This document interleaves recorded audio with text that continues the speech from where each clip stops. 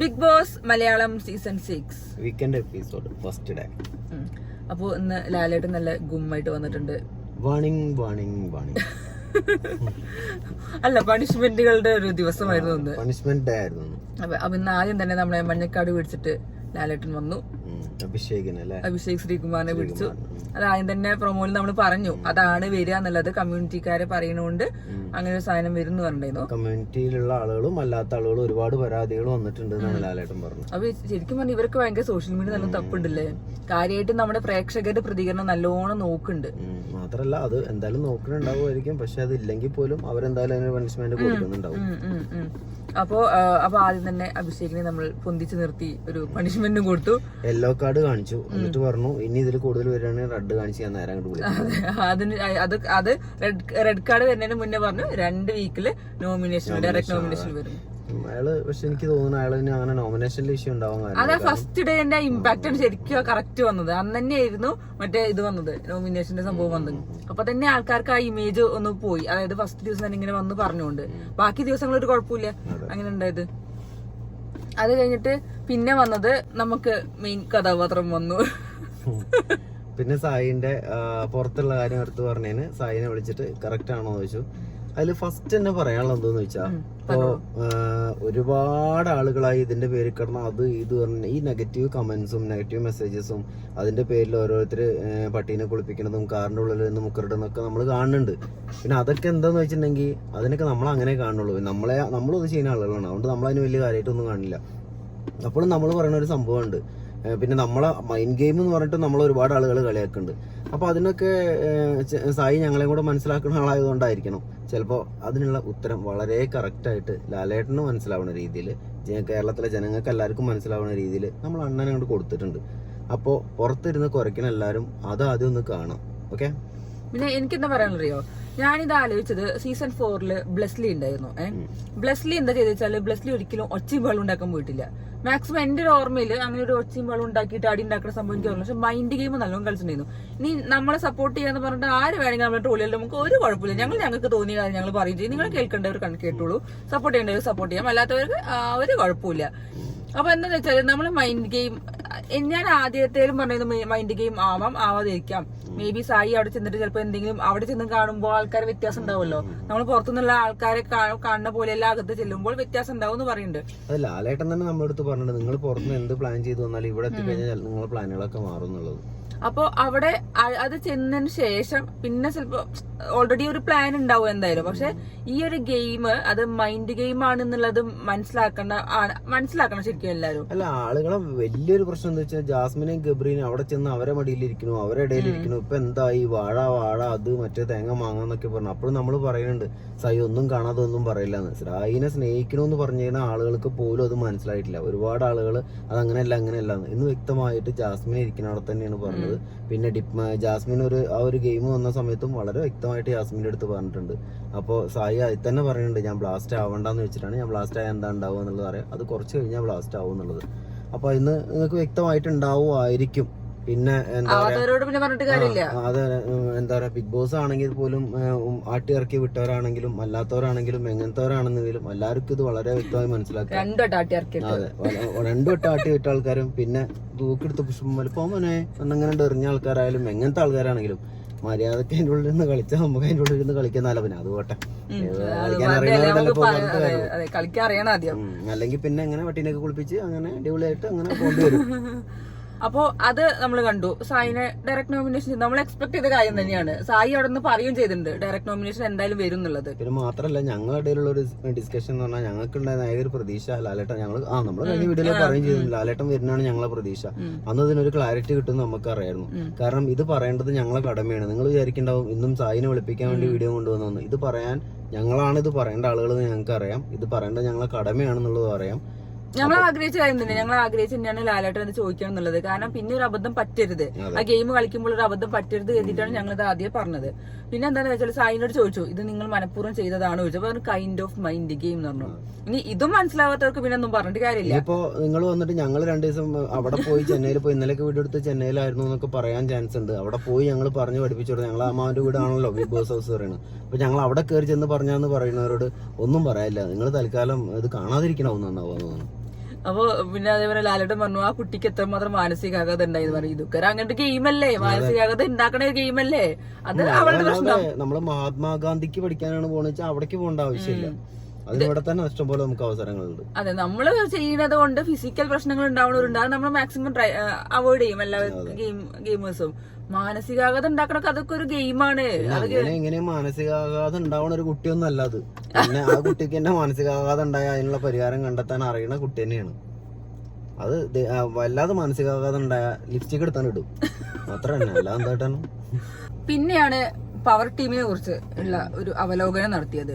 Power ടീമിക്ക് ആദ്യം select ചെയ്തത് ജാസ്മിനെ ക്യാപ്റ്റൻ ആണല്ലോ സെലക്ട് ചെയ്തത്. അതുകൊണ്ട് ക്യാപ്റ്റനോട് ചോദിച്ചു എന്തുകൊണ്ടാണ് അല്ലെ പുറത്തു പോയ ആളെ എന്തുകൊണ്ട് എടുത്തു എന്നുള്ളത്. അപ്പൊ സായി അതിനിടയ്ക്ക് പറയുന്നുണ്ട് അത് അവരുടെ ഗെയിമാണ്, നമുക്ക് മനസ്സിലായി എന്നുള്ളത്.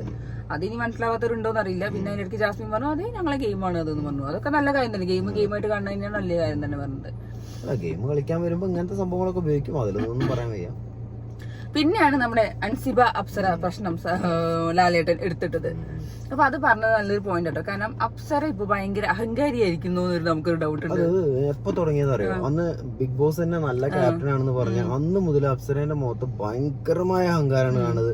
പണ്ട് എനിക്ക് ആദ്യം അവരെ ചിരിയൊക്കെ ഒരു ഭയങ്കര ക്യൂട്ട്നെസ് ആയിട്ട് എനിക്ക് ഇഷ്ടമുണ്ടായിരുന്നു, എനിക്ക് ഇഷ്ടമാണ്. പക്ഷെ ഞാൻ അത്രയ്ക്ക് എത്തിയിട്ടില്ല, പക്ഷെ ഇഷ്ടമാണ്. എന്നാലും പക്ഷെ ഇപ്പൊ ഒരു അഹങ്കാരത്തിന്റെ ഒരു ഫീൽ ഉണ്ട്, ഭയങ്കര ഹിറ്റ്ലർ പോലെയാണ്. അതെ, അവര് തോന്നല് എന്താ വെച്ചാൽ ബിഗ് ബോസിന്റെ മെയിൻ ആള് ഞാനാണല്ലോ, അല്ലെങ്കിൽ ബിഗ് ബോസിനെ കൊണ്ടുനടക്കണ ഞാനാണല്ലോ എന്നുള്ള രീതിയിലാണ്. എന്താ ചെയ്യും കുട്ടികൾക്കൊന്നും അറിയില്ല, ആ ഭാവത്തിലുള്ള ഒരു ചിരിയും ഒക്കെയാണുള്ളത്. അതേപോലെ സിബിനോട് ചോദിച്ചു, കാരണം സിബിൻ അന്ന് നല്ല ഗെയിമർ ആരെ ചോദിച്ചപ്പോ അപ്സരനെ പറഞ്ഞു. പക്ഷെ പറഞ്ഞു ഞാൻ അകത്ത് കയറിയപ്പോ എനിക്ക് മനസ്സിലായി അപ്സര അങ്ങനെയല്ല. ആള് ഭയങ്കര ക്രിസ്റ്റൽ ക്ലിയർ ആയിട്ട് പറഞ്ഞു, ഞാൻ വിചാരിച്ചിരുന്നത് പുറത്തുനിന്ന് വരുമ്പോൾ നല്ല ഒരു ഗെയിമർ ആണെന്നുള്ളതാണ്, ഇവിടെ വന്നപ്പോഴാണ് അവരെ ഗെയിം എന്താണെന്നുള്ളത് മനസ്സിലാകുന്നത്. ആളുകളൊക്കെ മാനിപ്പുലേറ്റ് ചെയ്ത് ആൾക്കാരൊക്കെ പറ്റിച്ചൊക്കെയാണ് അവർ ഗെയിം കളിക്കുന്നത്. എന്താ ഈ ഗെയിമിന്റെ ഭാഗമാണെങ്കിൽ പോലും അവര് ഗെയിം കളിക്കാതെ എന്തൊക്കെയോ അയാള് പറയുന്ന രീതിയിൽ വെച്ച് നോക്കുമ്പോൾ വൃത്തികെട്ട ഒരു ഗെയിമാണെന്നുള്ള രീതിയിലാണ് അയാൾ പറയുന്നത്. അതെ, ഋഷി പറയുന്ന കാര്യങ്ങള് അതാണ് പറഞ്ഞത്. ബാക്കിൽ നിന്ന് കുത്തിയിട്ട് മുന്നിൽ ചിരിക്കുന്ന ഗെയിമാണ്, ഡയറക്റ്റ് ആയിട്ട് ഫേസ് ടു ഫേസ് അല്ല അവരുടെ പരിപാടികൾ എന്നുള്ളതാണ് അയാൾ പറഞ്ഞത്. അല്ല പിന്നെ അതിന്റെ ഇടയ്ക്ക് ഇത് ചോദിച്ചു, പുതിയ വന്ന കണ്ടസ്റ്റൻസിനോട് എങ്ങനെയുണ്ട് ബിഗ് ബോസ് എന്ന് വെച്ചത്. നല്ല കോമഡി ആയിരുന്നു. എല്ലാവരും നല്ല ഇതിനും പറഞ്ഞു നമ്മൾ പുറത്തുനിന്ന് കാണുന്ന, അതാ പറഞ്ഞത് പുറത്തുനിന്ന് കാണുന്ന പോലെ അല്ല ഈ ബിഗ് ബോസ് എന്ന് പറയുന്നത്. അതിൽ വന്ന 6 ആൾക്കും അത് ഒരുപോലെ ഉണ്ടായിരുന്ന അഭിപ്രായങ്ങൾ ഒരുപോലെ ഉള്ള ഒരു സംഭവമാണ്. പുറത്തുനിന്ന് കണ്ട പോലെ അല്ല ഇവിടെ വന്നപ്പോ. അതിൽ ആ DJ ഒക്കെ പറഞ്ഞത് പുറത്തുനിന്ന് വന്ന പോലെ അല്ല, തീരെ അല്ല എന്നുള്ളതാണ്. ഇനിയിപ്പോ നമ്മുടെ അവസ്ഥ, ഇപ്പൊ നമ്മൾ മാത്രമല്ല യൂട്യൂബേഴ്സ് നമ്മൾ കുറെ പേര് അങ്ങനെ ചെയ്തുകൂടെ ഇങ്ങനെ ചെയ്തുകൂടെ എന്ന് പറഞ്ഞാലും നമ്മൾ ഒരു നാൾ അവിടേക്ക് പോയി കഴിഞ്ഞാൽ ഇതന്നെയാവും നമ്മുടെ അവസ്ഥ. നമ്മൾ ചിലപ്പോ വല്ല ഇങ്ങനെ ആലോചിക്കും, ഇതല്ലല്ലോ നമ്മൾ പുറത്തുനിന്ന് കണ്ട സാധനം, അവിടുന്ന് കണ്ടതും ഇത് കണ്ട എത്ര വ്യത്യാസം ഉണ്ടെന്ന് നമ്മൾ പറയില്ലേ. മാത്രല്ല ഇതിപ്പം സായിനെ പറയുമ്പോ നമുക്കത് അറിയാൻ പറ്റുന്നുണ്ട്. ഇപ്പൊ ബാക്കിയുള്ള ആളുകളെ പറ്റിയൊക്കെ എല്ലാവരും ഇങ്ങനെ തന്നെയാവും പറയണ്ടാവും. അതുമായിട്ട് ബന്ധപ്പെട്ട ആളുകൾക്ക് ഇപ്പൊ അത് അറിയണ്ടാവുള്ളൂ. മെസ്സേജ് വരുമ്പോ നമ്മളടുത്ത് ഞങ്ങൾ ഇങ്ങനെയല്ല പ്രതീക്ഷിച്ചത്, സായി അവിടെ പോയിട്ട് അല്ലെങ്കിൽ വേറൊരാൾ അവിടെ പോയിട്ട് ഇങ്ങനെയാണ് കളിക്കുന്നത്. നമുക്ക് അങ്ങനെ പല പ്രതീക്ഷകളും ഉണ്ടാവും. അവിടെ പോയി ഗെയിം കളിക്കേണ്ട സിറ്റുവേഷൻ അനുസരിച്ച് ഗെയിം കളിക്കേണ്ട ആളുകളാണ് കളിക്കുക. നമുക്ക് പ്രതീക്ഷിക്കാം, നമ്മളെ പോലെ ആയില്ലെങ്കിൽ ഞാൻ പ്രതീക്ഷിച്ച അങ്ങനെയാണ്, നീ എന്തുകൊണ്ട് അങ്ങനെ കളിച്ചില്ല എന്നുള്ളത് ഇതിൽ കളിക്കുന്ന ഒരാളോട് നമുക്ക് പറയാൻ പറ്റില്ല. എനിക്ക് നമുക്ക് പ്രതീക്ഷ എല്ലാവർക്കും ഭയങ്കര പ്രതീക്ഷ. ഇപ്പൊ ഞാനാണെങ്കിലും യുദ്ധബാനാണെങ്കിലും നല്ല പ്രതീക്ഷ ഉണ്ട്. ആ ഒരു പ്രതീക്ഷ നമ്മളിങ്ങനെ മെല്ലെ വരും. അത് ഈ പെട്ടെന്ന് ചാടി കയറി അവര് പോയി തകർക്കുക പൊട്ടിക്കുക എന്നുള്ളതല്ല സാധനം നടന്നത്. നമ്മൾ ഇതിലിപ്പോ ജാസ്മിനെയും ഗബ്രീനെയും കുറിച്ച് പറഞ്ഞു, അവരെ ഗെയിമിനെ കുറിച്ചല്ല നമ്മൾ പറഞ്ഞുകൊണ്ടിരുന്നത്. അവര് അവിടെ ആളുകളെ പൊട്ടന്മാരാക്കുന്ന രീതിയിലുള്ള കളികൾ നിങ്ങൾക്കും മനസ്സിലാവുണ്ടാവും നമ്മൾ എന്താ പറയുന്നത്. അതിനെതിരെയാണ് നമ്മൾ സംസാരിച്ചുകൊണ്ടിരുന്നുണ്ടായിരുന്നത്. അല്ലാതെ നമ്മളിപ്പം പറയണ്ട അവരൊക്കെ നല്ല ഗെയിമേഴ്സ് ആണ്. നമ്മളെപ്പോഴും പലവട്ടം എത്ര വട്ടം പറഞ്ഞിട്ട് സായി തന്നെ പറഞ്ഞില്ലേ ജാസ്മിൻ ഭയങ്കര സൂപ്പർ ഗെയിമർ എന്നുള്ളത്. അങ്ങനെ പിന്നെ അതിന്റെ ഇടയ്ക്ക് ശേഷം റാങ്കിങ് പുതിയ വന്ന ആളുകളെ നിങ്ങൾ ഒരു റാങ്കിങ് ഈ 6 ആൾക്കാരെ വെച്ചിട്ട് റാങ്കിങ് ചെയ്യാൻ പറഞ്ഞു. അതിൽ കൂടുതൽ പോയിന്റ് കിട്ടിയത് പൂജയ്ക്കാണ്, സെക്കൻഡ് സിബിന് വന്നു, തേർഡ് സായിക്ക് വന്നു. അപ്പൊ അങ്ങനെ അത് കുറച്ച് വന്നു. അവരെല്ലാരും ഓരോ നല്ല പോയിന്റുകളും അല്ലാത്ത പോയിന്റുകളും ഒക്കെ പറഞ്ഞു. അതിൽ ലാലേട്ടൻ കുറെ ഫണ്ണൊക്കെ ചേർത്തിട്ടാണ് ആ ഒരു ഗെയിം, അതായത് ജിൻഡോനെയും ജിൻഡോന്റെ കുറെ കോമഡികള്.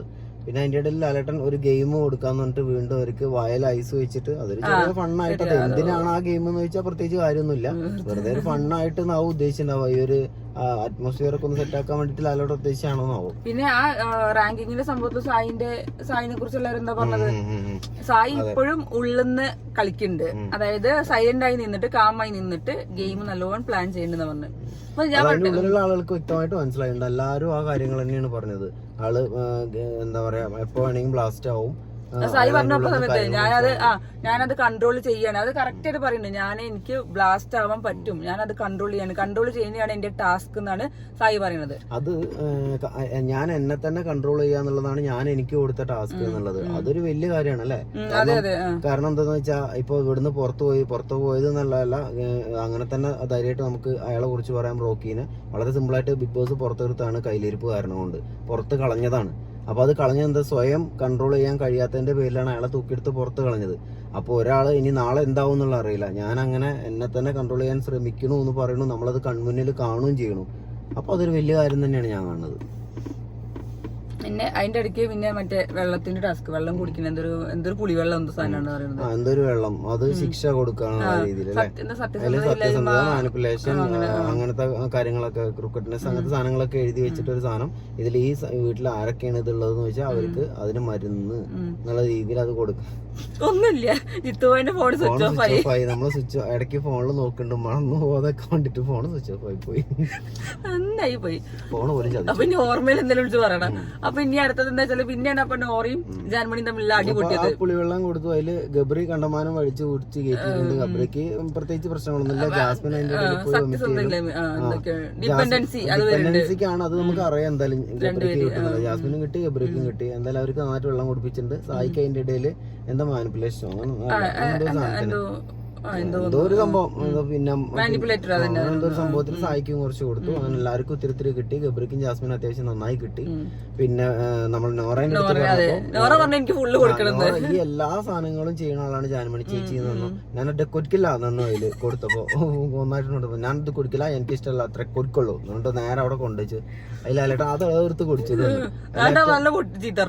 അതില് പെട്ടെന്നില്ല. അല്ലെ ഞാൻ അങ്ങനെയല്ല, എനിക്ക് അത് ഇങ്ങനെ ടെക് ടെക് ടെക് ഇങ്ങനെ ആക്കണം, എന്നിട്ട് മൂക്കി പൊത്തി പിടിച്ചിട്ട് ഞാൻ കൊടുക്കുള്ളൂ. ഒറ്റ വലിക്കൊരു കുടി, നമ്മളൊക്കെ ഞെട്ടിപ്പോയി.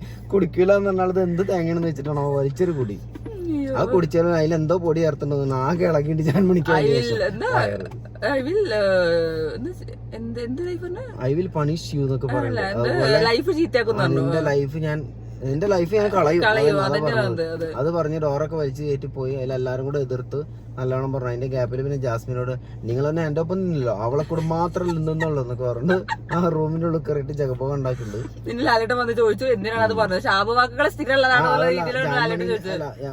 പിന്നെ വന്നിട്ട് വന്നു എലിമിനേഷനിലുള്ള ആരൊക്കെയാണെന്നുള്ളത് അവരോട് എണീച്ചിക്കാൻ പറഞ്ഞു. അപ്പൊ ജാൻമണിനോട് വെച്ച് എന്തുകൊണ്ട് വന്നു ശാപവാക്കുകൾ, അപ്പൊ ശാപവാക്കുകൾ അപ്പൊ കഴിഞ്ഞ ആഴ്ചത്തെ ശാപവാക്കുകൾ. അപ്പൊ കഴിഞ്ഞ ആഴ്ച മാത്രം അതിപ്പോ പറഞ്ഞില്ല എന്ന് വെച്ചാൽ സോറി പറഞ്ഞപ്പോ സോറി ഒന്നുമില്ല. അത് കഴിഞ്ഞ് ഒക്കെ സെറ്റ് ചെയ്ത് എന്തായാലും ലാലേട്ടൻ ബാക്കി ആൾക്കാരൊക്കെ ഇരുത്തി. നമ്മളെ ജിൻഡോനെ ഒന്ന് വെള്ളം കുടിപ്പിച്ച് നിർത്തിയിട്ട് ജിൻഡോയില് ചുണ്ടൊക്കെ ഇങ്ങനെ പോയി വിഷമിച്ച് നിൽക്കുന്നുണ്ട്. ജിൻഡോ കോമഡി വന്നു, കുറച്ച് കോമഡി അഭിനയിക്കുകയാണ്, അത് വേറെ കാര്യം. സംഭവം മനസ്സിലാവുന്നുണ്ട്. അത് നമുക്ക് പച്ചയായി നമുക്ക് മനസ്സിലാവും, പച്ച പെൻഷൻ. പിന്നെ ലാലേട്ടൻ വേറെ സാധനം അതിൽ ചെയ്തിട്ടുണ്ട്. നമ്മളെ ഋഷി അപ്സരയും തമ്മിലുള്ള പ്രശ്നം ഒന്നും കൂടി ഒന്ന് ഊതി വേർപ്പിച്ചെടുത്തിട്ടാണ് പോയിട്ടുള്ളത്. അത് അവർ അങ്ങോട്ടും ഇങ്ങോട്ടും കോർത്തോണ്ടേ ഇരിക്കുന്നുണ്ട്. കുറച്ച് ആൾക്കാരൊക്കെ ഇപ്പോഴും കോർത്തോണ്ടേ ഇരിക്കുന്നുണ്ട്. അതിൽ ചില ആളുകളൊക്കെ ആരോടും വലിയ പ്രശ്നമില്ല, നമ്മളെ സായി പോലത്തെ ആളുകളൊക്കെ ആരോടും വലിയ പ്രശ്നമില്ലാതെ അങ്ങനെ പോയിക്കൊണ്ടിരിക്കുന്നുണ്ട്. ഇനി ഈ ആഴ്ച ഒരാഴ്ച തന്നെ ആയിരിക്കും അല്ലേ? അതെ, ഇനി വരാൻ പോണത് ഭയങ്കര ആഴ്ച തന്നെയാവും. കാരണം ഇപ്പൊ മറ്റേ ഈ വൈൽഡ് കാർഡുകളുടെ കുറച്ച് കളികൾ ഇനി ആഴ്ച വരുന്ന കാര്യം. ആദ്യത്തെ ആഴ്ച അവരെന്തായാലും സൈലന്റ് ആവും. അടുത്ത ആഴ്ചക്ക് അതിന്റെ ഉള്ളിലിരിക്കുന്ന ആളുകൾക്ക് കുറച്ച് ലാലേട്ടൻ കളിട്ട് കൊടുത്ത് പോകുന്നുണ്ട്. അതേപോലെ നാളെ എപ്പിസോഡ് കാണാൻ വേണ്ടി നമുക്കും ലാലേട്ടൻ സാധിക്കുന്നുണ്ട്. ജാൻമണിനെയും പിന്നെ ജാസ്മിനെയും കുറച്ച് കാര്യങ്ങൾ പറയാനുണ്ട് എന്നുള്ളത്. അപ്പൊ ചിലപ്പോ ഹായ് ഹാപ്പി വിഷു അങ്ങനെ എന്തെങ്കിലും ലാലേട്ടൻ അങ്ങനെ ഒരു സാധനം നമ്മളോട് പറഞ്ഞിട്ടുണ്ട്. എപ്പിസോഡ് കഴിഞ്ഞ് ലാലേട്ടൻ പോയതിന്റെ ശേഷം നമ്മളത് അങ്ങനെ ഒരു കാര്യം നടക്കും. പക്ഷെ ഞാൻ വിചാരിച്ചത് എന്തെങ്കിലും ഒന്ന് സംസാരിക്കുന്നൊക്കെ വിചാരിച്ചത്, പക്ഷെ അത് ശ്രദ്ധിച്ചില്ല. പക്ഷെ അത് നോറയ്ക്ക് മാത്രം കാണുന്ന രീതിയിൽ തുപ്പി പോയതായിരിക്കും. നമ്മള് കേൾക്കുന്ന വിവരമനുസരിച്ച് ജാൻമണിയാണ് എവിക്റ്റ് ആവുന്നത്. അത് മിക്കവാറും നാളെ ഉണ്ടാവും തോന്നുന്നുണ്ട്. കേൾക്കുന്നു ജാൻമണി എവിക്റ്റ് ആവുന്നുള്ളത്. കാരണം എനിക്കും തോന്നുന്നു ആ ഒരു ഹൗസിന് സ്യൂട്ട് ആവാത്ത ശാപവാക്കുകൾ പറഞ്ഞിട്ടുള്ള ഒരാൾ കണ്ടസ്റ്റൻസിന് ആവശ്യമില്ല ഒന്നും. കാരണം നമുക്ക് ബാക്കിയുള്ളവർക്കൊന്നും പ്രതികരിക്കാൻ പറ്റുന്നില്ല, എല്ലാവരും പേടിച്ചിരിക്കാണ് അന്ന് പറഞ്ഞ പോലെ തന്നെ. അവരൊക്കെ ആ ശാപവാക്കുകൾ പറയുമ്പോൾ അവർക്ക് അത് പല രീതിയിൽ അവർക്ക് അത് ബുദ്ധിമുട്ടുണ്ടാക്കുന്നുണ്ടാവും. മാത്രല്ല ഒരാളെ എന്താ പറയാ ലൈഫ് ഇല്ലാതാക്കും എന്നൊക്കെ പറയാൻ അവരൊരു ചോട്ട ദാതായിട്ടല്ലല്ലോ അതിന്റെ ഉള്ളിലേക്ക് സെലക്ട് ചെയ്തിട്ടുള്ളത്. അപ്പം അതിനുള്ളിൽ മര്യാദക്കൊക്കെ ആണെങ്കിൽ നിൽക്കാൻ പറ്റുള്ളൂ എന്നാണ് എനിക്ക് തോന്നുന്നത്. എന്താണെന്നെങ്കിലും ഞാൻ എന്റെ മനസ്സുകൊണ്ട് ഞാൻ ആഗ്രഹിക്കുന്നത് അവർ പുറത്താവാൻ എല്ലാം കൊണ്ടും ഓക്കെ ആയിട്ടുള്ള ഒരു കണ്ടസ്റ്റന്റ് ആണ്, പുറത്ത് ആവന്നെ വേണം. നോറേൻ എങ്ങനെ ചെയ്തതിൽ ജാസ്മിൻ പറയുന്നുണ്ട്. ജാസ്മിൻ വളരെ ശക്തമായിട്ടല്ല ഒരു നല്ല ക്യാപ്റ്റനായിട്ട് പറയുന്നുണ്ട്, നോറേനെ സപ്പോർട്ട് ചെയ്യുന്നുണ്ട്. നോറേൻ ജാസ്മിനുമായിട്ട് ഒരുപാട് പ്രശ്നങ്ങൾ ഉണ്ടായിക്കൊണ്ടിരിക്കുന്നത് നമ്മൾ കണ്ടുകൊണ്ടിരിക്കുന്നുണ്ട്. എന്നിട്ട് പോലും ജാസ്മിൻ ഒരു പക്ക ക്യാപ്റ്റൻ ഇത്രയും ദിവസമായിട്ട് എനിക്ക് തോന്നുന്നു അപ്സര പോലും അങ്ങനെ ഒരു ക്യാപ്റ്റൻസി ഇടപെട്ടിട്ടില്ല. നല്ല ക്യാപ്റ്റൻസിന്റെ ഒരു സാധനം കാണിച്ചു. അപ്സരൊക്കെ നല്ല നൈസ് ആയിട്ടാ പറഞ്ഞത്. പക്ഷെ ജാസ്മിൻ നല്ല അടിപൊളിയായിട്ട് പറയേണ്ട സമയത്ത് അതുവരെ അവരൊരു റൂമില് അല്ലെങ്കിൽ അത്രയും നന്നായിട്ടാണ് അവർ പോണത്. അവർ തമ്മിൽ ആണ് ആകെ കുറച്ച് കമ്പനിയുള്ള ആളുകൾ. എന്നിട്ട് പോലും ജാസ്മിൻ ശക്തമായിട്ട് ഇടപെട്ടു. അപ്പൊ അതിനൊരു തീരുമാനം ഉണ്ടാക്കി തരാന്ന് പറഞ്ഞിട്ടുണ്ട്. അപ്പൊ ജാസ്മിൻ ഒരു തീരുമാനം ഉണ്ടാക്കുന്നുണ്ടാവും. ചിലപ്പോ ലാലേട്ടൻ തന്നെ ചോദിക്കുന്നുണ്ടാവും. ഇനി ചിലപ്പോ ജാൻമണിനെ പുറത്താക്കുമ്പോ ചിലപ്പോ ഒരു കുറച്ച് വികാരപരമായ സംഭവങ്ങളും ചിലപ്പോ ജാൻമണിനെ ഒരു സോറിയൊക്കെ പറഞ്ഞ് സെറ്റ് ആക്കുമെന്നാവോ. പക്ഷെ പറയാൻ പറ്റില്ല. ജർമ്മനി ഒരു പക വെച്ചിട്ടാണ് അവർ രണ്ടുപേരും അങ്ങോട്ട് നിൽക്കുന്നത്. ഇനി എന്താണോ. അപ്പോൾ അത് അത്രേ ഉള്ളൂ. ഇനിയിപ്പോ നാളത്തെ പ്രൊമോ കണ്ടു. നാളത്തെ പ്രൊമോ നമുക്കറിയാം വിഷു ആണ് വരുന്നത്. വിഷു ആഘോഷങ്ങളാണ്. അപ്പോ നല്ല ഒരു വിഷു എനിക്ക് തോന്നുന്നു വിഷു ആഘോഷങ്ങളിടയിലായിട്ടും വലിയൊരു പ്രശ്നങ്ങളൊന്നും ഒരു സന്തോഷമുള്ള ദിവസമായിട്ട് വലിയ പ്രശ്നങ്ങളൊന്നും ഉണ്ടാക്കണ്ടാവില്ല. പക്ഷെ ഈ ചോദിക്കണം എന്ന് പറഞ്ഞാൽ എന്താണെന്ന് എനിക്കും ഭയങ്കര കൺഫ്യൂഷൻ ഉണ്ട്. എവിക്ഷൻ ഉണ്ടാവേണ്ടതാണ്.